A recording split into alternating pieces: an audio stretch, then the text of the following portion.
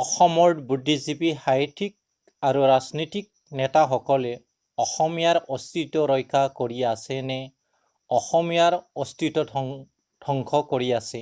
মণিপুৰী, মিজো আৰু কিছুমান অসমৰ জনজাতি ভাষাবোৰে অসমৰ প্ৰাচীৰ ভাষা নাছিল জানো? আজি এই প্ৰাচীৰ ভাষাবোৰৰ অসমৰ কিমান স্থান বা মৰ্যাদা পাইছে?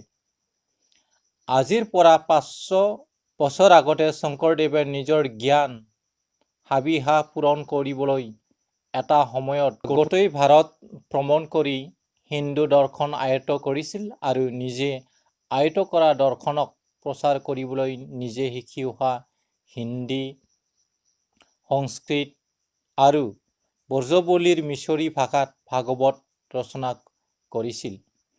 শংকৰদেৱে নিজৰ ধৰ্মপুথি ব্যৱহাৰ কৰা মিছৰী ভাষাক অসমীয়া ভাষা বুলি অনুগামী সকলে মানি লৈছিল আৰু এই ধৰণে পৰদেশী ভাষা অসমীয়া ভাষা ৰূপ লৈছিল। ভাৰত স্বাধীনতাৰ আগতে অসমত উন্নত শিক্ষাৰ ব্যৱস্থা নাছিল। উন্নত শিক্ষাৰ হাবিয়াস থকা অসমৰ লোকসকলে উচ্চ শিক্ষা গ্ৰহণ কৰিবলৈ বেংগলৰ কলকাতালৈ ৰাওনা হৈছিল। বেংগলত শিক্ষা গ্ৰহণ কৰিবলৈ যোৱা অসমীয়া ভাষীসকলে বেংগলী ভাষাৰ প্ৰতি আকৰ্ষিত হৈ এই বেংগলী ভাষাক শিকি লৈ বেংগলী আৰু অসমত চলি থকা শংকৰী মিছৰী ভাষাত অসমীয়া সাহিত্য ৰচনা কৰিছিল। এই ধৰণে অসমীয়া সাহিত্যত বেংগলী শব্দ চামিল হৈছিল। গতিকে অপ্ৰিয় হ'লেও এই কথা সত্য যে আজিৰ অসমীয়া ভাষাৰ মূল বেংগলীহে। অসমীয়াৰ মূল অৰিজিন কি? অসমৰ প্ৰাচীৰ বাসিন্দা কোন? অসমৰ প্ৰাচীৰ বাসিন্দাসকলৰ ভাষা সংস্কৃতিয়ে অসমৰ মূল অৰিজিন নহয় জানো? অসমীয়াৰ প্ৰাচীৰ আৰু মূল জাতি বুলি বিচাৰিলে অসমৰ জনজাতিসকলকে পোৱা নাযায় জানো? অসমৰ মূল এই জনজাতীয় ভাষা সংস্কৃতিক ৰক্ষা বিকাশ কৰিবলৈ আজি অসমীয়া সাহিত্যিক, বুদ্ধিজীৱী আৰু নেতাসকলে কাম কৰিছেনে না পৰদেশী চালানী ভাষা সংস্কৃতিৰ বিকাশৰ কাৰণে কাম কৰিছে? অসমীয়াৰ মূল সংস্কৃতি বড়ো জনজাতিৰ ভাষা সংস্কৃতিত লুকাই আছে। গতিকে সংস্কৃতিৰ অস্তিত্ব ৰক্ষা কৰিবলৈ বড়ো ভাষা সংস্কৃতিক প্ৰথমে ৰক্ষণাবেক্ষণ দিবই লাগিব। এই বড়ো জনজাতিসকলৰ ভাষা সংস্কৃতিক বিকাশ আৰু প্ৰচাৰ কৰিবলৈ অসমীয়া সাহিত্যিক, বুদ্ধিজীৱীসকলে মুঠেই কাম কৰা নাই। অসমৰ সাহিত্যিক, বুদ্ধিজীৱীসকলে নিজৰ হাজাৰ বছৰীয়া প্ৰাচীৰ থলুৱা ভাষা সংস্কৃতিক লাট মাৰি 500 বছৰীয়া পৰদেশী ভাষা সংস্কৃতিক সেৱা কৰাৰ বাহিৰে একো কৰা নাই। যদি নিজৰ থলুৱা ভাষা বিকাশ কৰিলেহেঁতেন আজি এই নিজৰ থলুৱা ভাষা লৈ আমি গৌৰৱ কৰিব পাৰিলেহেঁতেন।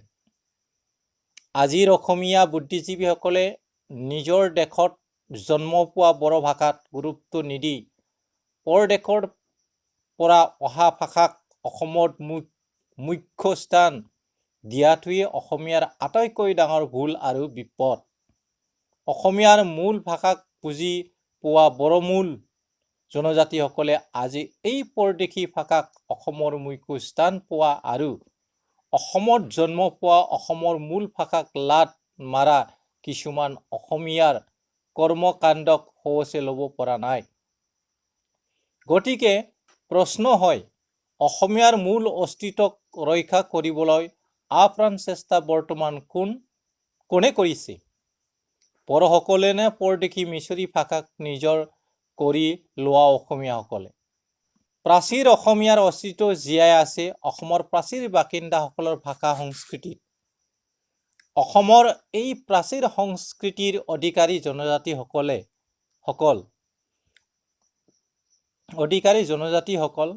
অসমৰ এই প্ৰাচীৰ ভাষা সংস্কৃতিৰ অস্তিত্ব বড়োসকলে ৰক্ষা কৰিব বিচাৰিছে। গতিকে প্ৰশ্ন হয়, বড়োসকলে অসমত বড়োলেণ্ড বিচাৰিছে নে অসমীয়াৰ অস্তিত্ব ৰক্ষাৰ ঠাই বিচাৰিছে? বড়োসকলে অপৰাধ কৰিছেনে অসমীয়াৰ প্ৰাচীৰ অস্তিত্বক ৰক্ষা কৰিবলৈ ঠাই বিচাৰিছে?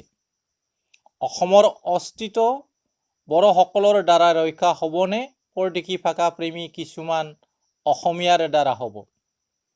অসমীয়াৰ মূল অৰিজিন ভাষা সংস্কৃতিক উদ্ধাৰ কৰিবলৈ ওলোৱা অসমৰ জনজাতিসকলৰ পৰদেশী ভাষা সংস্কৃতিৰ প্ৰভাৱ আৰু কিছুমান অসমীয়াসকলে যিমানে উগ্ৰপন্থী বিচ্ছিন্নতাবাদী অসমীয়া বিৰোধ বুলি নাভাবক কিয় অসমীয়াৰ মূল অৰিজিন অসমৰ জনজাতিসকলেহে ৰক্ষা কৰিবলৈ সক্ষম হ'ব। অসমীয়াৰ অস্তিত্ব ৰক্ষা ঠাই বড়োলেণ্ডতে হ'ব। অসমৰ অন্য ঠাই পৰদেশী চালানী ভাষা সংস্কৃতিক দানা সাৰ যোগোৱা ঠাইহে হ'বগৈ। কাৰণ য'ত অসমৰ মূল নাই এইখন অসম হৈ নাথাকিব। যিটো জাতিয়ে আনৰ ভাষা সংস্কৃতিক আঁকোৱালি লৈ নিজৰ মূলক লাট মাৰিছে এই জাতিবোৰৰ দ্বাৰা অসমৰ অস্তিত্বৰ ৰক্ষা কিবা ভৰসা কৰিব পাৰেনে? যিটো জাতিয়ে নিজৰ খানি কাপোৰ খুলি আনৰ খানি কাপোৰেদি নিজকে সজোৱাইছে এই জাতিক কোনে মৰ্যাদা দিব? কাউৰী পিঠিত ময়ূৰৰ ফাঁকি দেখাৰ দৰে আজি অসমীয়াৰ ভাষা সংস্কৃতিত অসমীয়াৰ চৰিত্ৰ দেখা নোপোৱাকৈ পৰদেশীয় ভাষা সংস্কৃতিৰ চৰিত্ৰ দেখা পালে কিয়? অসমীয়াৰ গাত অসমীয়াৰ অলংকাৰ যদি দেখা নাপায় এই অসমীয়াৰ সুন্দৰতা কোন মৰ্যাদা দিব? অসমীয়াৰ গাত হিন্দী বেংগলী সংস্কৃতি দেখা পালে হিন্দী আৰু বেংগলী ভাষিক লোকসকলে হিন্দী বেংগলী বুলিয়ে মৰ্যাদা দিব, অসমীয়াৰ মূল নহয়। কাউৰী গাত ময়ূৰৰ ফাঁকি দেখা পালেও ময়ূৰৰ কাউৰীক ময়ূৰ বুলি মৰ্যাদা নিদিয়ে। গতিকে অসমত বেংগলী হিন্দী অসমীয়াৰ সংঘাত নোহোৱাকৈ নাথাকে। এইটো অসমীয়াসকলে নিজৰ লাট মাৰাৰ পৰিণাম।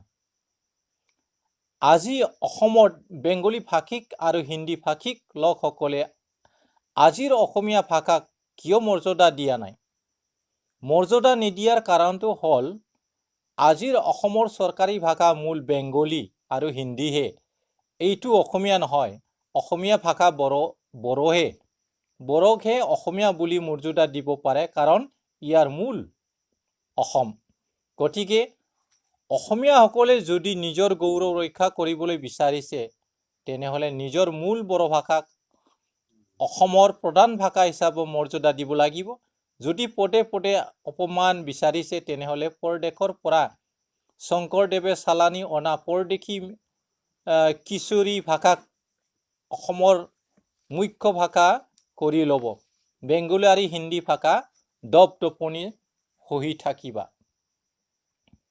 আজি মণিপুৰী মিজো কাছীসকলে অসমৰ পৰা আঁতৰি গ'ল।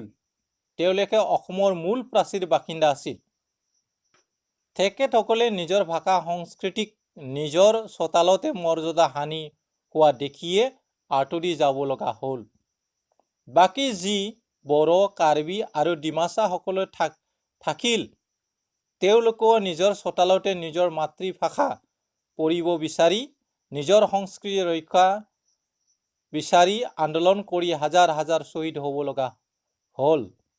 হাই অসমীয়াসকল, তোমাৰ ওপৰত আজি পৰদেশী ভাষা সংস্কৃতি আক্ৰমণক আৰু কিমান সহ্য কৰিবি? অসমীয়াই নিজৰ মূল থলুৱা ভাষা সংস্কৃতিৰ দ্বাৰা নিজক কেতিয়াও সুকীয়াকৈ পৰিচয় দিব পাৰিব? নিজৰটো পৰ আৰু পৰটো নিজৰ বুলি ভ্ৰান্ত হৈ নিজৰটো লাট মাৰি আনৰ ভাষা সংস্কৃতিৰ দ্বাৰা নিজকে সজোৱা দেখুওৱা স্বভাৱ অসমীয়াসকলে কেতিয়া সলনি কৰিব? গতিকে চিন্তা কৰাৰ সময় আহি পৰিছে। ধন্যবাদ, নমস্কাৰ।